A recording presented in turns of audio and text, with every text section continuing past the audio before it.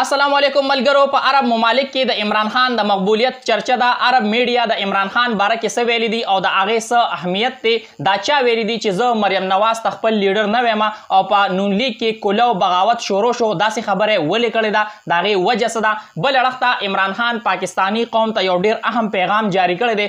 هغه پیغام څه دی؟ څنګه تاسو ته پته ده د عمران خان د گرفتاری چې ده هغه ښکاري داسې چې یقیني ده. هغې په صورت کې د عمران خان چې کوم حقایق دي هغه قوم ته ایښودي دي. په خپل خطاب کې کمې اهمې خبرې کړې دي، هغې چې کوم تفصیلات دي په دې ویډیو کې تاسو ته مخې ته ایږدم. خو د هغې نه مخکې تاسو ټولو ملګرو ته دا ریکویسټ دی چې دا ویډیو مخکې ملګرو سره ضرور شیر کړئ او تاسو خپله قیمتي رای هم ما سره په کمنټ کې ضرور شریکه کړئ.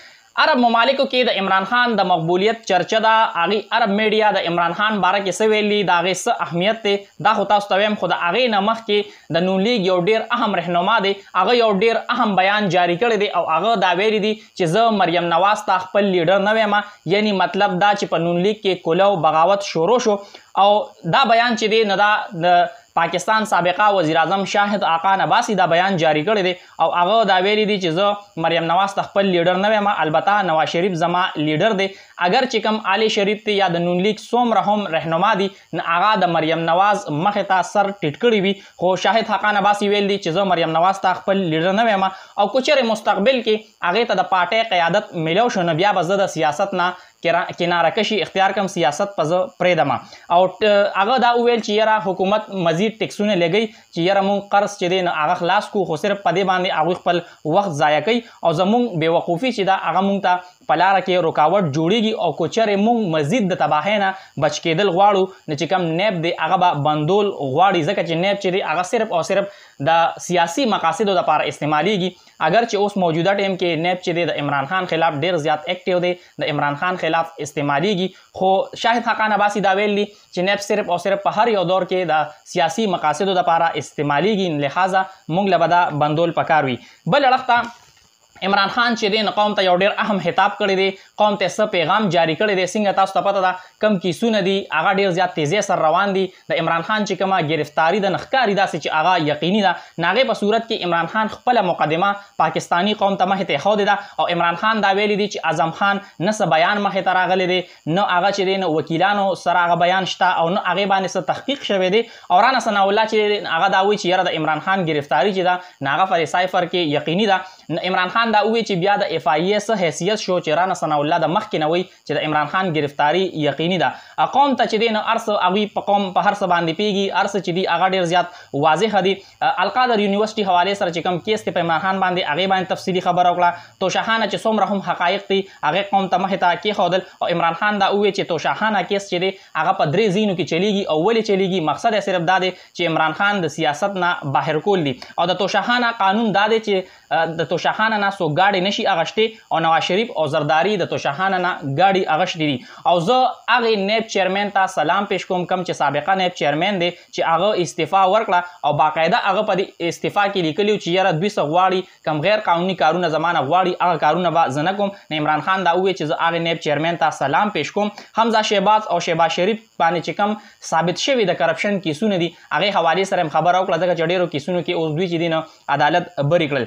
مریم نواز ته د بهر نه یو بي ام ډبلیو ګاډی میلو شو او هغه دې په توشاخانه کې ډیکلیر کړی نه دی او د توشاخانه قانون دا دی چې تاسو څه څیز خو میلو شي نه هغه به بیا ډیکلیر کړي او مریم نواز دا نه دی ډیکلیر کړی.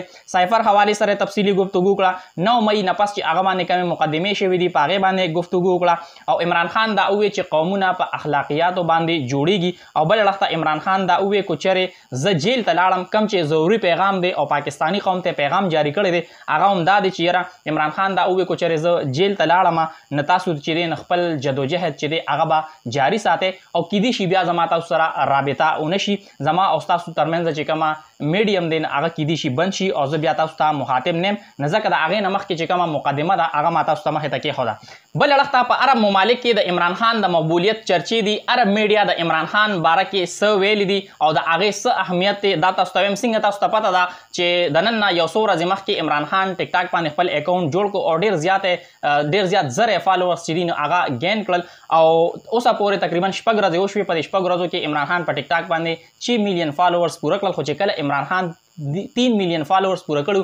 نه هغه ټایم کې خلیج ټایمز د عمران خان باره کې څه ویلي او د هغې څه اهمیت دی. هغې دا ویلي چې چونکې هغه دې ټایم کې د پاکستان وزیر اعظم هم نه دی، خو د هغه د مقبولیت چې دی نه هېڅ مقابله نشته، د هغه مقبولیت کې هېڅ کمی رانغی. او دا 70 ساله بوډا سړی چې دی د چې څنګه د سوشل میډیا دا یو پلیټ فارم جوین کړ، نه ډېر زر یې فالوورز چې دي نو هغه گین کړل. اوس د دې د اهمیت دی چې په عرب چې کومه میډیا ده هغه ډېره زیاته سینسر وي او عرب میډیا باندې چې څه هم چلیږي نه هغه اصل کې د عرب کوم ممالک دي نه د هغوی د سټیټ اواز وي، د هغې ممالکو هغه اواز وي، نه ځکه د دې اهمیت چې د عمران خان لپاره ډېر زیات دی. او د عرب ممالک چې کوم پاکستان سره تعلقات دي نه هغه ستاسو وړاندې چې څومره د دې خپل منځ کې ګهره تعلقات دي، یو بل ته د دواړو ضرورت ډېر زیات راځي.